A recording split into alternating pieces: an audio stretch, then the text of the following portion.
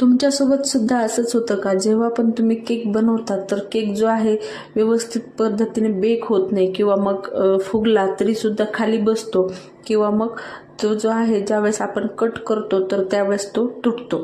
तर त्यासाठी काय करायचं आहे ना, ज्यावेळेस आपण बेकिंग पावडर घालतो किंवा मग बेकिंग सोडा घालतो तर एक डायरेक्शनने फिरवणं हे सुद्धा खूप महत्त्वाचं आहे. त्यानंतर ज्यावेळेस आपण केकचं बॅटर करायला घेतो त्या अगोदर कढई प्रीहीट करणं सुद्धा तेवढंच महत्त्वाचं आहे.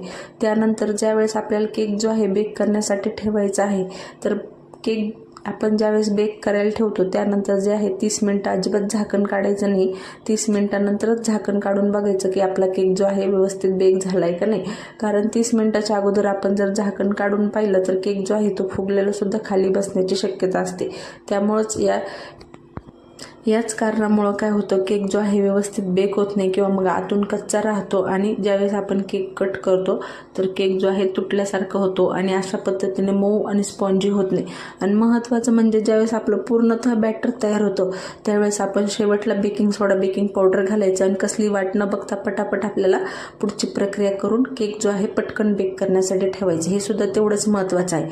सविस्तर केकची रेसिपी जर तुम्हाला पाहायची असेल ना तर खाली दिलेल्या त्रिकोणी बटनावर क्लिक करा. रेसिपी आवडली तर लाईक शेअर सबस्क्राईब करा नवनवीन रेसिपीसाठी.